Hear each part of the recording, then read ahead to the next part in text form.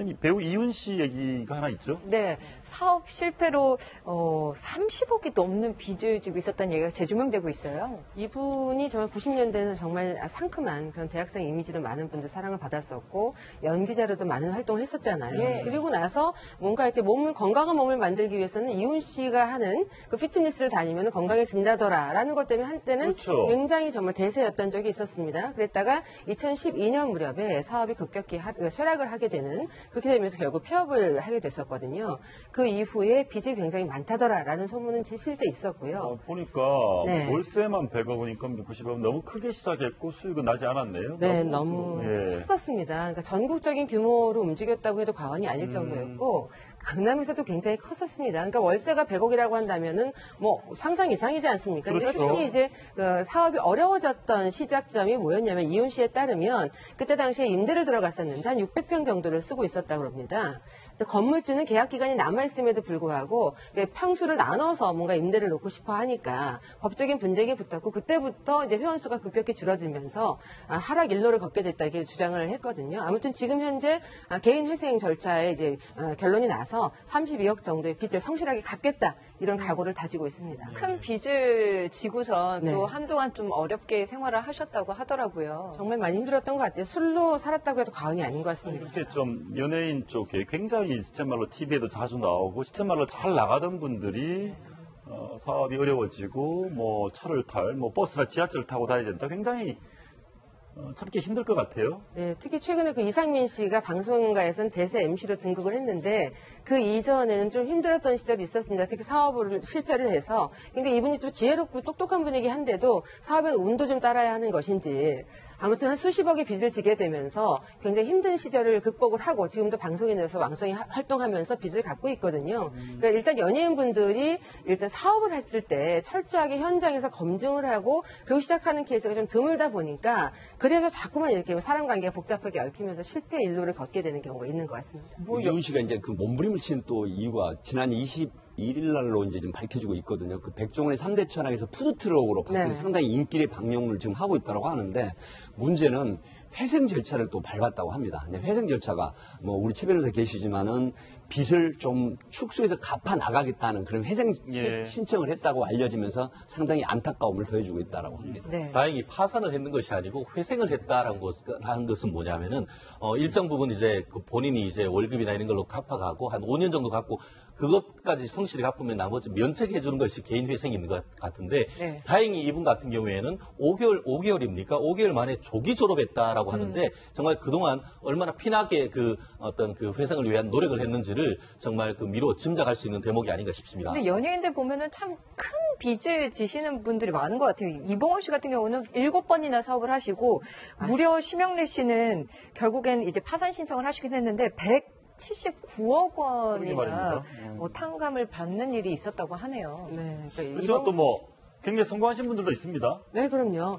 실제로 직접 발로 뛰는 분들은 성공을 하세요. 특히 이제 홍진경 씨 같은 경우에는 친정 어머니가 손맛이 좋았어요. 네. 그래서 아이디어를 착안을 해서 정말 조그맣게 시작을 했다가 뭐 홈쇼핑에 진출할 때 너무 어려웠다고 그래. 실제로 가서 뭐 같이 박스를 날리기도 하고 청소를 돕기도 하면서 홈쇼핑에 진출을 해서 대박난 그런 케이스이기도 하고 홍석천 씨 같은 경우에 최근에는 너무 이제 경기가 불황이다 보니까 점포수를 좀 줄여야 되겠다는 계획을 밝히기도 했는데 아무튼 이분 같은 경우에도 직접 다 뛰다 보니까 성공을 거둔 케이스가 아닌가 싶습니다. 예, 그런 부분 있지 않습니까? 이제 연예인분들이 본인이 외부에 얼굴이 알려져 있으니까 그것만 먹고 너무 쉽게 사업에 뛰어드는 경향도 있지 않겠습니까? 그럼 프랜차이즈 업체의 대표와 같이 결탁을 해갖고 예를 들어서 실제 사업을 운행하는 사람은 따로 있는 거고요. 연예인은 말 그대로 거기에 대해서 공동 투자의 형식으로 소위 말하는 얼굴마담의 역할을 하는 경우들도 분명히 존재하는데 그렇죠.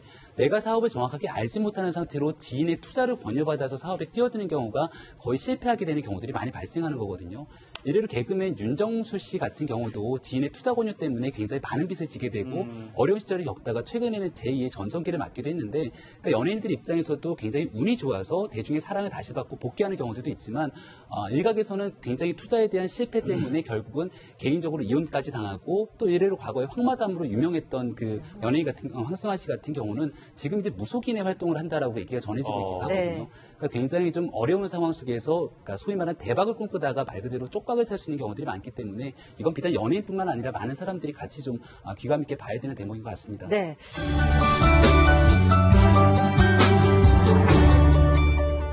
네, 방금 보신 영상 중에 참 충격적인 영상인데 사람이 빠져서 죽어가는데 방치를 하고 오히려 죽었다 이렇게 환호성을 지르는 철없는 소년들 처벌이 안 되는가 보죠? 기본적으로 그 구조할 의무가 있느냐 이 문제가 되는 거죠. 의사 같은 경우에는 응급 상황 속에서 응급 치료를 해야 될 우리가 뭐 형법적으로는 보증인적 지위가 인정된다라고 하는데 의무가. 결국은 그 뭐냐면 뭘 하지 않음으로 해서 처벌되는 것은 이른바 부작위범이라고 하는 것인데 네. 그렇게 하기 위해서는 구조될 법적할 의무가 있어야 되는데 그게 없기 때문에 처벌을 못 한다는 것인데 참 일반 사회의 어떤 공동체의 일원으로서의 마땅히 해야 될 그것이 윤리적인 그 의무긴 합니다만 저 같은 조롱까지 했다라고 한다고 하면은 정말 저건 구조하지 않은 걸 넘어서 아까 그와 같은 죽었네머네 했던 것은 사람에 대한 모욕이나 이런 부분이라도 어떻게 보면 법적으로 처벌해야 되는 것이 아닌가 하는 생각이 들 수밖에 없습니다. 소년이 아니고 어른이면 처벌될 수가 있습니까, 한국에서? 한국이라고 한다 하더라도 말씀드렸듯이 응급적으로 구조해야 될 의무가 있다고 보기는 사실은 어려울 겁니다. 의사 말씀드렸듯이 응급의료법에 의할 때에 의사들 같은 경우에는 그렇지 않을 경우에는 처벌이 될 가능성이 있습니다만 좀 안타까운 상황이다. 말씀드렸듯이 구조하지 않은 건 뭐 처벌하지 못하다 하더라도 아까 저게 조롱했다 이런 것들 같은 경우에 대해서는 형사적인 책임을 물을 수 있지 않을까 싶습니다. 네. 네, 알겠습니다. 연예가 소식 몇 가지 짚어보겠습니다. 개그맨 김병만 씨가 스카이다이빙, 하늘에서 뛰어내리는 거죠. 네. 다이빙을 하다가 척추골절로 사고를 당했네요. 큰일 날 뻔한 거죠. 방송 중은 아닌 거죠? 네, 이분이 그 스카이다이빙 국가대표 그 자격으로 뭔가 이제 팀 훈련을 받던 중이었는데 대회를 준비했던 모양이에요. 근데 이게 뭐 안전불감증의 차원이 아닌 거고요. 갑자기 바람이 부는 방향이 바뀌면서 예상 밖의 일이 생긴 거죠. 네. 너무너무 위험한 상황 속에서 일단 척추에 골절이 생기긴 했지만 신경 손상은 없었기 때문에 네. 다행히도 위험한 상황은 극복이 될 수 있었다. 하지만 2개월가량 치료를 집중적으로 해야 되기 때문에 프로그램 2가지를 하고 있거든요. 2개 모두 일단 일정을 조율해야 되는 그런 상황이 됐습니다. 네. 김병만 씨 훈련을 담당했던 교관이 이 사고를 딱 듣고 소식을 접하고 김병만 씨가 이 사고를 당할 줄 몰랐다라고 이야기를 했다고 해요. 하지만 우리가 그 바람이 부는 것을 어떻게 알겠습니까? 왜냐하면 이제 김병만 씨 같은 경우에는 제가 예전에 개그 콘서트 할 때 달인 코너 했던 거 기억하시죠? 예. 예. 근데 무대 뒤로 제가 가서 인터뷰도 가끔 했었거든요. 근데 실제 보면은 불시에 가더라도 굉장히 열심히 노력하는 모습입니다. 뭐든지 최선을 다해서 완벽해질 때까지 하고 무대에 올렸었거든요. 그만큼 철저히 스카이다이빙도 연습을 했다는 것을 입증하는 대목이 아닐까 싶은데요. 아무튼 안전하게 철저하게 하더라도 이 바람이라든지 물살이라든지 위치가 바뀌고 방향이 바뀌게 되면 이런 사고를 방지하기는 쉽지가 않아 보입니다. 워낙에 위험 요소가 있는 스포츠인 것 같아요. 네. 그런 경우는 보험도 받아주지 않는다고 하더라고요. 그렇습니다. 너무 위험하니까. 김병만 씨 같은 경우는 팬덤 스카이다이빙, 팬덤이 이제 아시겠죠? 네. 그 두 명이 함께 네. 뛰어내리는 이런 형태인데 사실은 그 자격증이 필요해요. 그래서 자격증까지 따고 그다음에 이제 김병만 씨 같은 경우는 그 정글의 법칙 같은 데 보면은 보통 자격증이 5개 정도 그 해당 일을 하기 위해서는 5개 정도의 자격증을 따는 그런 그 성의가 있고 열의가 있는 사람인데 저런 경우에는 피할 수 없는 사고였다라는 측면이 강하다고 합니다. 네. 그래도 현재 의료진이 같이 있었기 때문에 2차 사고까지는 막을 수 있었다 이렇게 전해지고 있습니다. 네. 회복 기간은 좀 상당히 오래 걸릴 것으로 예상이 된다고요. 네, 사전 녹화해놓은 분량이 있어서 정글의 법칙까지는 괜찮은데 주먹쥐고 백고동 같은 경우에는 조금 일정을 조율해야 되는 상황인 것 같습니다. 예, 저 얘기 들으니까 그 생각이 나네요. 저거는 이제 촬영 중은 아닌데 방송 촬영하러 갔다가 사고를 당한 경우. 애나콘다 큰 뱀에 물린 경우도 있지 않았습니까? 2005년 무렵에 그 개그우먼 정정아 씨가 그 정글 체험 같은 걸 하는 프로그램을 했을 때 거기에서 아나콘다에게 급격하게 갑자기 물리게 되면서 많은 분들이 이제 안전불감증 얘기를 했었는데 그에 앞서서 좀 많은 사고들이 있었습니다. 여러분들 기억하실 거예요. 탤런트 김성찬 씨가 예전에 네. 그 부족 체험 같은 걸 했을 때 말라리아에 걸려서 그런 사고가 있었거든요. 그러니까 김병만 씨 케이스는 조금 다르긴 합니다만 아무튼 안전은 최우선입니다. 네.